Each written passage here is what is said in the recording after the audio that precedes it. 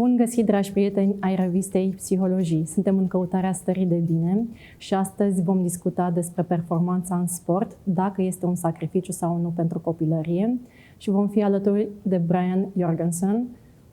Welcome, Brian.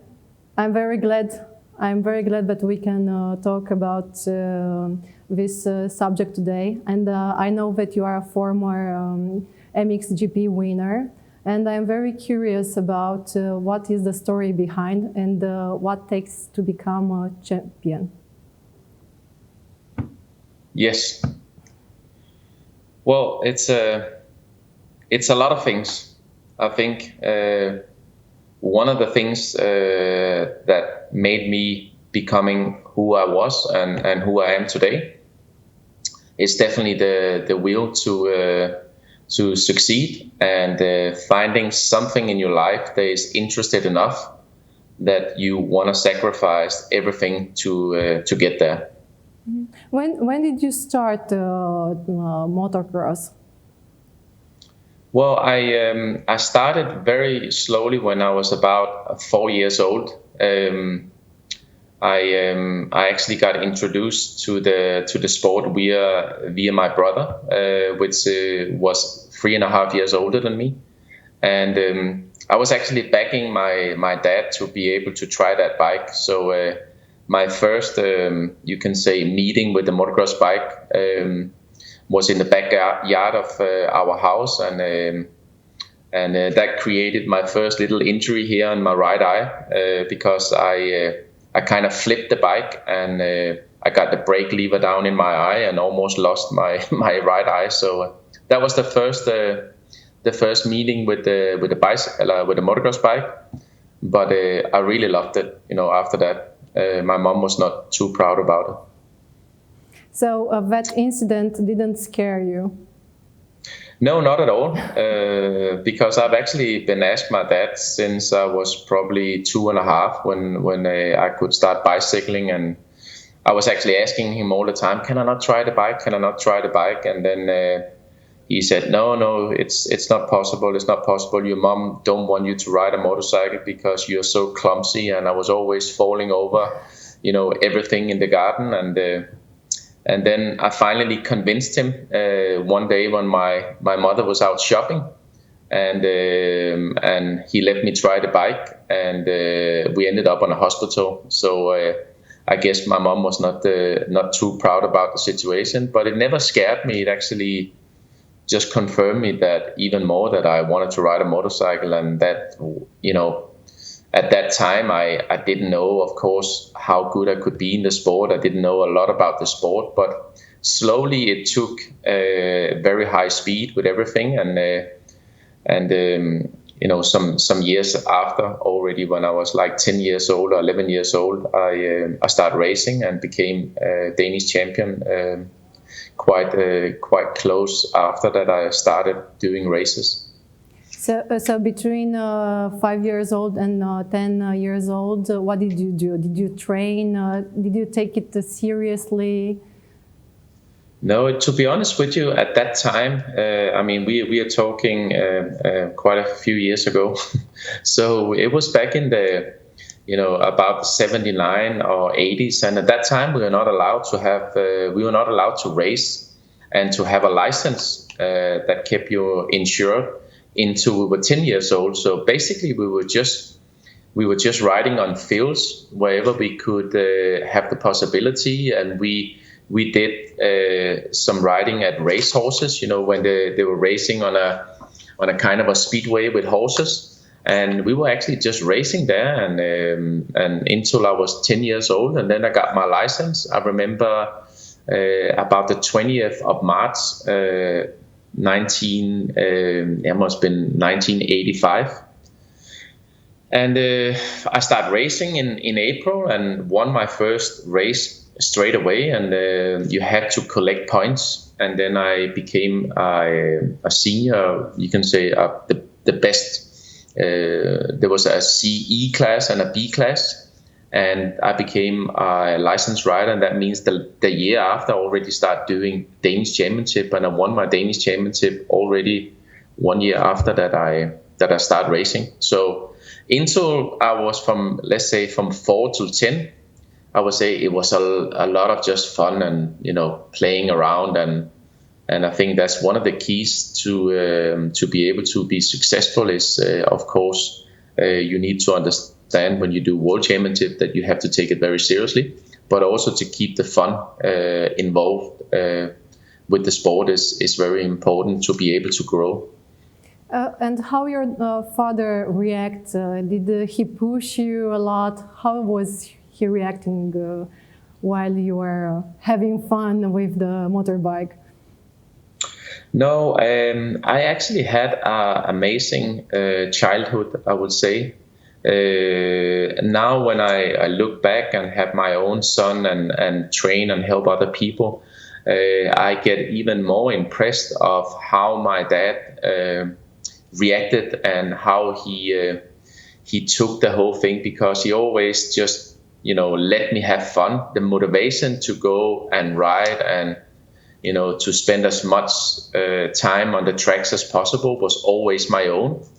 My dad have never interfered anything when it comes to racing. He always said to me, just go out and have some fun. And if I became first or I became last, I think the only thing that he would like to see was me having fun and also doing my best that he know that I was capable of. But if I didn't do my best and I was just fooling around, whatever that could have been, I think it's never been the case, because I had a mentality when I was really young. I wanted to win everything what I did in life. I wanted to win, and it was really difficult for me to lose. But I think the most important is that the will to succeed and the will to be able to go riding and doing races was always just coming from myself and my own motivation to want to be the best as what I could in any stage. So in order to become a champion, you have to have a lot of fun, to have determination, to have this big desire to win. Your self-motivation, is there anything more that helped you in order to become a champion? Oh yeah, I think there's a lot of things. I think, like you said, one of the things is, first of all, finding a sport in your life that you will find it so interesting, because when you have interest of something that you do in life, you also have the motivation. And then when you start setting goals and you have, of course, to be able to set realistic goals. If you're already at 10 years old, you're thinking to become a world champion, but you doesn't know at that point what it takes, then it can be a very, very long goal ahead. So what I did in my career was that setting myself realistic goals that I knew I could reach with being dedicated and willing to sacrifice something. I hear always a lot of people asking me, especially now as a dad and as a coach helping other people, if they think that I sacrifice a lot to become to the stage I was in the World Championship, being 17 times on a podium, winning races and being top 4 in the highest class of the sport. But my answer is always that I actually never sacrificed something. I think I was very realistic about goals and how I should achieve them. And I took, my first goal was to become a Danish champion. So when I became Danish champion in 85 cc, which is the small bikes, I wanted to become a Danish champion the year after to move up to what we call bigger wheels, 85 with a little bit bigger wheels. And then I wanted to become a 125 Danish champion. And when I reached that, I wanted to go out and see of my capability of doing international races. And that's where I started doing European Championship. And when I was about 18 or 19, I became European champion. And then it was, of course, natural for me to build on the next step to wanted to become a world champion. And that's where I kind of set my goals and also the bar really high, because to become one of the best in Europe is already a difficult part. But becoming a world champion, there's a very few that will ever achieve that in their life. So I think it's about, finding the interest, having fun, even if there's a lot of pressure when you become a factory rider, because people pay you to ride, people expect you to win. There's a lot of staff and a lot of money behind it, and I think mostly just wanted and willing to sacrifice something and understand that this is going to be, motocross is one of the hardest sport in the world physically, but also mentally. So I think it's a very much of a learning process of yourself understanding how you gain confidence is to work really hard. I mean, I work 4 to 6 hours every day for 360 days a year. And I can only do that and put so much work in because I love what I was doing. Mm-hmm. And so, when you were a child, when you were like 11 years old, how was your agenda? You said you were training a lot, but what did you do with school and other things? I mean, at that point, I was still going to school like normal kids. The only difference will be that when I came home, I would either train or I would work on my bike, or I will wait till my dad come home and then he will take me for practicing. So you can say that I was a normal kid when I was in school. I tried to do as much schoolwork as possible because I know that was important at that time when I didn't probably realize. I wouldn't say I had a plan that time to become a professional. I think that it was something that came later because I find out that I was thinking, hang on a minute, I can actually be pretty good at this. So maybe I could make my hobby into my living, and that's where I start taking things a lot more seriously. So I was a normal kid like anybody else. I did my homework like I should do. It was not a massive interest for me, but I did it because I knew that was important. And then I was just a little bit different when it came to racing, because the mindset that you need to be able to have when you want to be the best is to try to focus just on yourself and be a little bit, how can I say, arrogant and when you sit behind the gate, you cannot be the nice guy. You have to believe in yourself and want it so much that I always say to myself when I was training, I said you have to be willing to wanting to train and push yourself as the same way that you are willing to breathe every day. Wow. So that was a kind of a saying in my head when it became really tough. It said, this is going to be really hard. This interval training or whatever you do, of physical training, it's going to be hard. But if you have the right mindset, then you just know that it's just something you have to do to become the best. Mm-hmm. And you've noticed that you have been like this since you were a child. You were a little kid with attitude, like being tough mentally. Yeah, I mean, like I said, everyone have a story behind. I never became a world champion. I became a European champion. I was fourth in the world. I did many, many incredible results that started out to be a dream, and then they became a goal, and then they became something that I achieved because of the hard work. But I think my question is about: do you think it's something that you are born with, this attitude of a champion, or is something that you build in time? I definitely think it's something that I was kind of a little bit of a born with. I maybe had a little bit different mindset than most people, because I realized when I was a kid also, I find it really difficult to lose in something. I was not good at playing football. I was not good at things with a ball, and it really frustrated me. And I always went home and I did some more training to become better at what I was at that sport. So I guess it's just a little bit mentally that I had a little bit different mindset. And for me, it was a game changer as well when unfortunately I lost my dad when I was 16 years old. to brain cancer.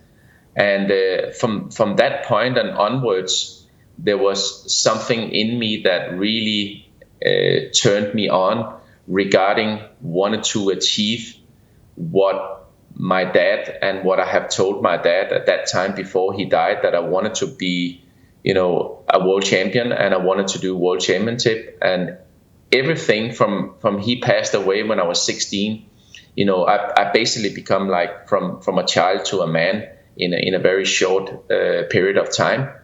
And I remember thinking of all those things when I was getting older, and never quitting and never giving up. So I think my mentality was a winner mentality. I never gave up on something, and I was very determined to do what I have told myself or told other people and fulfill it. And then a different motivation came when I lost my dad, and I could see that I could go two ways. Either I could stop the sport that I loved and we build up together, or I could go full in and try to get the best out of it. I know that if I remember correctly, you didn't have a coach. Is it right? Yeah, I never actually been trained. I had many good advices from people, but I have never actually been coached on the motocross bike, which today is, I think people would probably say that it's almost impossible. At my time, I didn't feel there was anyone that could coach me in a way that I needed that time. I kind of felt that I had to learning by doing. And because I was the first one to ever become a professional motocross athlete, I also felt probably there was nobody that could really give me advice how to become, a world champion. I kind of felt that I had to go through this battle, and I had to learn it by doing. And you can say I was maybe a little bit skilled with some natural capabilities or talent. I don't know. Or maybe it's just because I was so interested in the sport that I learned very, very quickly, and I was willing to learn. Is there anything that your dad teach you, or he was giving you advices? How did he help you? No, the only thing that he could help me with, and was, of course, because the sport is quite demanding and expensive. I think my dad was working very hard to be able to keep my hobby alive and dream alive. But what I'm actually taking a lot from him is that he always kept me, working with the bike, doing all the cleaning. It was not like I could go riding and then I will come home and then I could just sit on my room and like some people do today. The kids go and play in the computer and they do other things. I was always in the garage, helping him, preparing the bike, so I know everything about the material side of it. So he was very, and that came to advanced. When he passed away, I could basically do the motocross bike, and I did that since I was 5 years old, helping him with washing and doing everything on my own. And I kind of admire him for that, because I, sometimes when you're a kid, you're washing a little bit and you think, let me just do it and then we get this job done. But he kept me, trying to learn and improve of how to wash the bike and how to maintain the bike. But when it came to advice with the motocross bike, he never rode a bike before. He rode just a street bike. And he never gave me advice. That I remember just a couple of things that he always said to me when I go out, was just to go out and have some fun. And that's what I did. The motivation to win came always just on my own. When the gate dropped, I just wanted to win. That was my main target. I didn't like to become second. I don't like to become third, and I don't like to just be in the sport just to fool around. I had a willing to go out and do my absolute best, and hopefully that was good enough to win. And right now you are a coach. You are a Yamaha coach as well. And I'm wondering how do you help the kids right now? Do you stay very involved? Do you give a lot of advices, or you just let them go and practice and having fun? How do you proceed? No, I think it's definitely a massive combination. Like I try to keep myself on the way that I learned how to ride a motorcycle.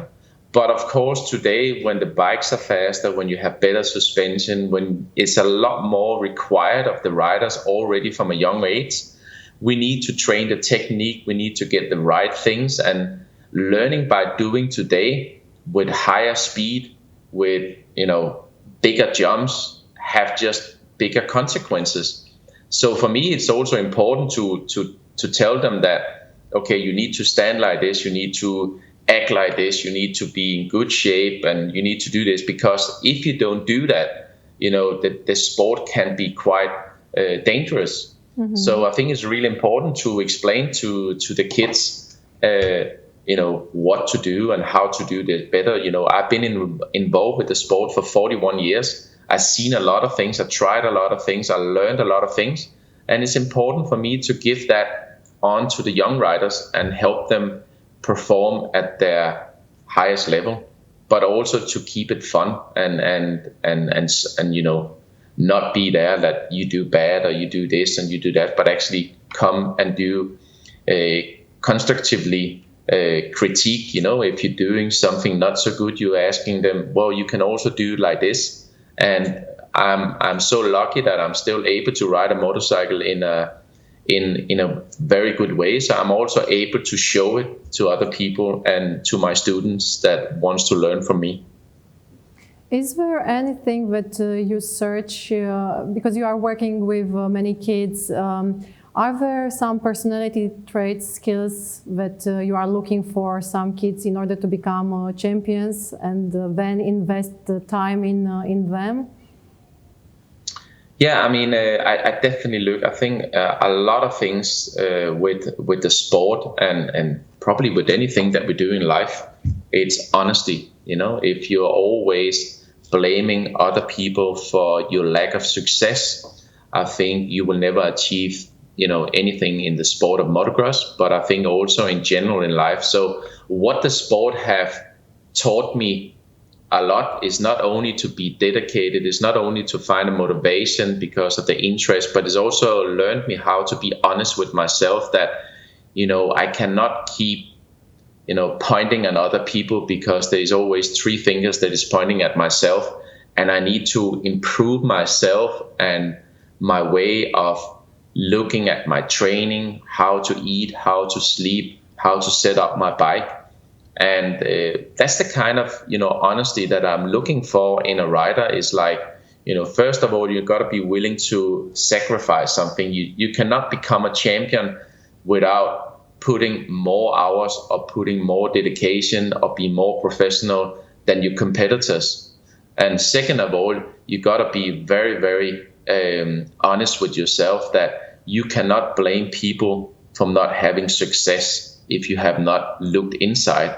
And the third most important thing is actually be able to not to be afraid and be able to fail, and don't be afraid of failing, because if you keep being aware that you are afraid of failing and you don't want to fail because you want to prove to everyone that you could be the best, then you will never succeed, because how are you going to find your limits if you are afraid of failing?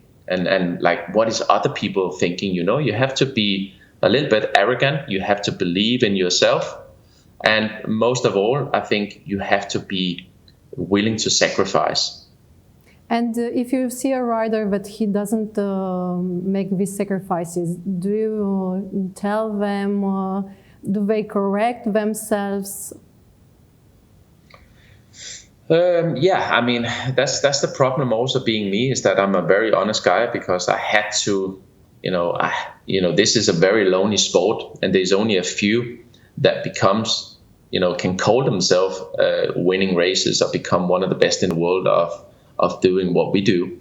So I'm actually very much aware of, if you want to come to me and you want to be trained by me and you want to become, somebody or a champion or whatever, I'm also going to tell you straight up what you need to do to be so, And if they don't want to do that, maybe we should evaluate the situation and said, everyone wants to become a champion on Instagram and showing how much work they do, with picture on the bicycles. But are you really willing to sacrifice when it becomes really tough?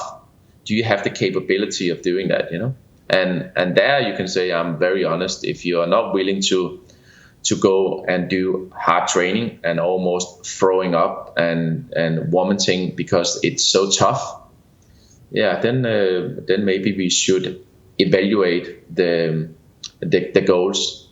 But this discussion is at what age? We are talking about small kids, big kids? No, you know what? I think it's a very fine line because my own son is 10 years old and he loves motocross, but he also plays football.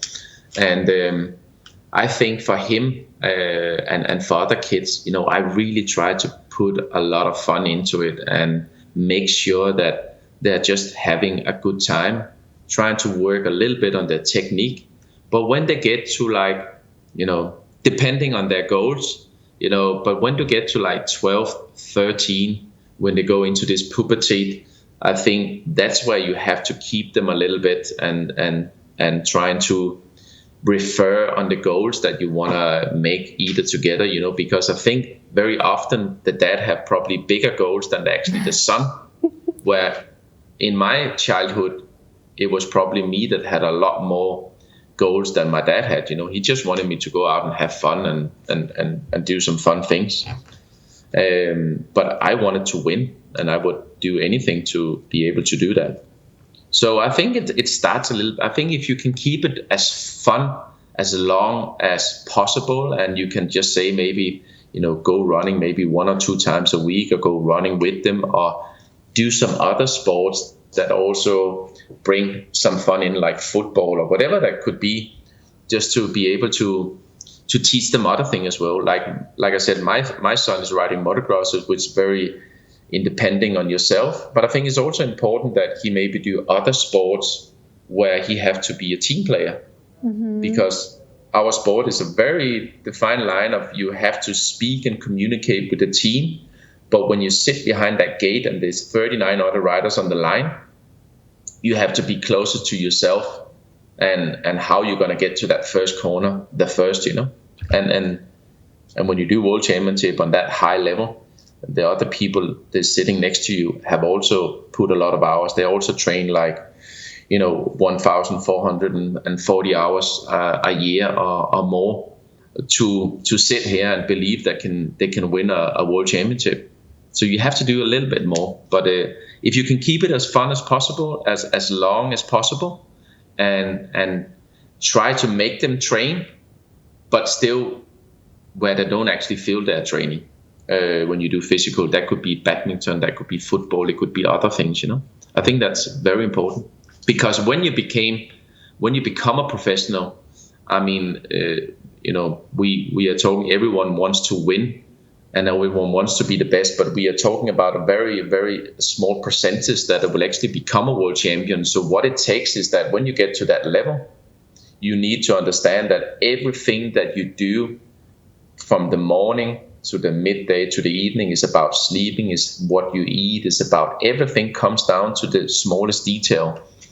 And that's where it can become tough, Talking about the small details, what is the difference between the person who has the first place and the one who has the 5th or the 10th place? Well, I definitely think that's I think there's a fine line. You can become from 50, let's say from 7 to 15. I see that as a little bit the same level. And then you have from 3 to 7. And then you have from 3 to be a world champion. It's about looking at yourself and the team and the bike, trying to find those small details that will make the ride more comfortable for you when we're talking about setup on the bike. But also, again, finding the best performance and surrounding you people that also believe that you can become a world champion. Mm-hmm. And that was one of the reasons why I moved, to Italy, to other places in the world, because I was surrounded by people that understood my goals and wanted to be, winning a world championship together with me. When you become a factory rider, I mean, it's not about being second or third or fourth. It's about winning a world championship for me and the team. So when you surround with people with same goals, it becomes more clear that we have to work very much in a very, very professional way. And that's where you're going to look at yourself, how you sleep, how you eat, how you recuperate, how you train, everything what you do around is that last bit that could be the difference between, winning or losing. And also, when I was racing, we did 16 rounds of the World Championship. It's 32 races a year. And to be performing on every surface like sand, hard, rock hard, track many stones, you have to be very consistent. And that's where the mindset plays in as well, that everything what you do, you have to be so perfect. It's about getting all the small details down to the finest thing as possible, and then do it consistently every single day. And that's where the routines of waking up, training, what you eat becomes an important thing of becoming a professional athlete. So we don't talk about luck. We only talk about a lot of hard work and watching all the small details. When the funny thing is, I was the first one to ever win a Grand Prix of being a Danish. I was the first one ever to be fourth in the world being Danish. I was the first one ever to sign a professional contract. And when I go out and do speeches in clubs or other people, I think people would most likely me to just be very lucky. It's difficult for people to understand how I could do it and nobody else could do it at that time. And I just said, you know what, guys, I am not special. I'm exactly like you. The only difference that separates me from being you is that I'm willing to put hard work in. And I'm willing to do everything what it takes to become a champion. But it's not because I'm special. It's just because I have a different mindset. And I look positive in things. I always look at the glass half full instead of being half empty. And I think that's one important thing. And that, I don't know if you can call that's a gift or that's how I'm brought up, with a positive family attitude, that we don't think about being unlucky. We make our own luck through hard work. There are very powerful things that you told us. I love everything that you are saying. But coming back to the families, I'm wondering if you have some advices to the parents, because you know that the parents tend to be very, very involved in next to the child. Is there anything that you can tell them in order to help the kids? Yeah, I mean, at first, like I said, in a little bit through the speech, is first thing to understand with the same goal, what do we want to achieve here? I mean, what is our goal? And set goals that is realistic. I mean, if we want to become, in your case, Romanian champion, what will it take to be able to do that? Financially, but also how can we work towards that goal? Second of all, I think it's to understand from the kid and the dad also that, never put pressure on the kid of trying to be better than he is. It's okay to say to him, I didn't see you do your best today because I seen you on Wednesday when we were practicing or whatever, that you did a lot better than this. Why are we not performing on that level? But never yelling and never screaming, and always trying to treat, the kids with respect, and the other way around as well. But also being positive, when you have positive mindset and when you do everything with a smile, the kids will look at the sport with a smile. I've seen kids, I've trained, they come in after the race and they're crying, and I'm like standing there thinking, I've done motocross for 41 years of my life, on 13 years on the highest level. I have never cried. I could be sad because I didn't live up to my own expectation, but I have never cried on motocross unless I've crashed and had a lot of pain. But otherwise, I always have a positive thinking of my sport because that I've never been pressurized to do something that I didn't like to do. It came in my own, I was a child, I raced with my friends, then I became a professional. I was ready to take that role that now it's time to go. There's only one chance. The train is only coming here one time. So if you don't get on that train now and you realize that you have to work 4 to 6 hours every day, 360 days a year, you're not going to be able to be one of the best in the world because the other guys are willing to do that, to become a world champion. So have fun. Never put pressure on the kids. You can be there with a constructive mindset and a positive mindset, helping and analyzing how both parts can get the best performance out of a race weekend. And when the kid is losing or during a game or during a race, how the parent should react? Because sometimes the parent is reacting, oh, you did a great job, okay, yeah, I'm sorry. But how is constructive to react? Well, I can only take out from my own perspective and how I've seen and admired my dad and my family and my mother. How when I had a bad race, how that affected me personally because it was me that wanted to win. So if I didn't win, I perfectly understood when I came over the finish line and I see 1, 2, 3, 4 guys in front of me. I know that I didn't perform on the best level. So when I came in after the race, I didn't need a dad to tell me you did a bad race because I knew that I did a bad race.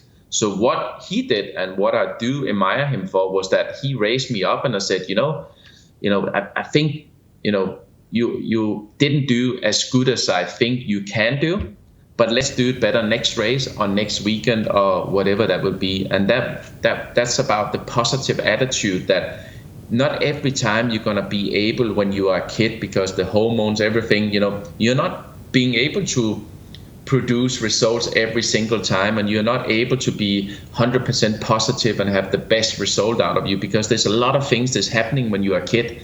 When you get to a mature status, you have about the routines, you have a different quietness about who you are and what you want to become. And then it's a lot easier to get down to the goals. But when you are kids, it's so many things. So I think the parents can really help a lot with, not saying that, oh yeah, that was that guy that right in front of you, not to become the guy that's always unlucky. It's not like, yeah, you didn't win because you didn't have that pipe or you didn't win because, this guy, he was in front of you, But actually just getting down to it, why didn't you feel that you was actually performing at your highest level? Didn't you eat properly or were you tired because you were sitting and Snapchatting all night, till 12 o'clock? And, more like analyzing of why that the kid never performed today at the highest level. And be positive about it and speak about it and communicate. Most parents are just get in the van and they're like this, the kid is sad, the dad is sad, and now even the mother is also sad because they're driving 2 hours home from the race and nobody is speaking, so nobody is analyzing. Mm-hmm. And then the next day, they're also really sad and pissed off, where I was like, I had a rule to myself when I was a kid, but also when I became a professional that, when I drive home in the evening with my dad or with my mom, we kind of analyzed how was this a good day and what could we do better? And that was the same when I raced. I analyzed a lot. I could sit and drive, for 10 hours in my camper on the way home to a race. I was not even tired because I kept thinking of why didn't I get the best results out of this weekend, But when I got out of the bed Monday morning, I was working towards the next goal and never hanging on to the negative, what happens the weekend before, or the day before. And also in the other way, when you win races, you're also going to be said, okay, I'm really happy. I celebrated yesterday with my team or whatever. But today, now it's work time. Now it's towards the next goal, and that's next weekend where we have to do it again. Yeah. Does that make sense? Yeah, a lot. I have some advices now to use it with my son. Coming back to your son, I'm curious, how does sport influence his overall attitude towards life? Yeah, like I spoke a little bit about before, like that's one of the things that one thing is that I don't speak like to a lot of people or my friends and new people that I meet who I was and how, all the great things that I could do on a motorcycle, because I think it's more like me and a person who I am, that's more important for me now than all the results and everything what I have achieved of all the trophies. But I do remember how I got to that point and what the sport have learned me. And I think that's one of the most, sports that will teach people the most, and also including my own son, first of all, being dedicated, being able to focus on something, because when you sit on a motocross bike, you cannot have your thoughts, everywhere else, like, oh, well, what about my Instagram? What about this? You have to be so focused. And I hear that from people that also have big businesses that do motocross for fun, not to become a world champion. They said the only way that I can relax is when I go on a motocross bike and I put my helmet on and turn the motorcycle. I know there's the consequences of this sport. So that's why I really focus and I go around with a smile, because nobody can communicate with me. I don't have to think about anything else, bills, employees or anything else. I can just go to that next corner and I can have fun on that jump. And whatever my level is, I can have fun with the sport. And that's where I, relaxed and really, appreciate life. And I think that's the same with the kids. They really, have to be so focused. Everything what you do. If I go on the street bike, I will have earphones in my head. I will listen to good music or techno music or AC/DC or something that motivates me. But when I go on the motocross bike, I have to be so quiet. Everything, my mind have to be 100% focused. So when I get on a bike, before I go out to any practice, to any race, I make sure that I spend at least 2 or 3 minutes on my own, coming down, remind myself how dangerous this sport can be, and get down to a level so I get into what we call the zone. And when you are in that zone, I know that I'm 100% working. So when I have a little bit stress in life, or the kids have been, whatever bad, or whatever we all come in normal life, and you go out on the track, I put my bike out, I put my gear on. But when I sit on the bike and tighten this helmet strap, I just spent like a couple of minutes just on my own, or even just a couple of seconds, and said, okay, get into your zone, because when you get out there, then it can be high consequences. So that's my little thing, I'm always 100% focused. And I think that's what the kids also learn from this sport, is like, first of all, having great friendship with other people. And I probably only understood that now when I have my own son and see that go out riding, and what motocross can also be, because I forgot that when I was a professional, because it was about winning, and it was about winning, and it was about winning, and I just had to put the hours in. So I could maybe also say I forgot a little bit about the fun in the meantime that I was working towards the goal. But when I have my own son now and I do training schools, I don't want to be too hard either, because, when you're working with kids, the most important thing is that they have fun, and when they have fun, they're completely open-minded to listen and to learn. And that's why you have the attention. When you stand there and you say, oh, you're shit and you don't do this, the whole, system just breaks down, and everything what you say, it just go straight past their ear. They will start looking at the birds and everything else. So, but when you're positive minded and you get the attention of the kids, and you can do that through fun and do very, very short and correct speeches, that's where you have the attention of the kids, and that's where to be able to learn. Thank you very much, Brian. It is the end of our discussion, and I really, really hope that all the inspirational words will touch the heart of the parents and of the kids. Thank you very much. Vă mulțumesc și vouă tuturor celor care ne-ați urmărit astăzi. Vă invit să descoperiți și noul număr al revistei Psihologii pe curând.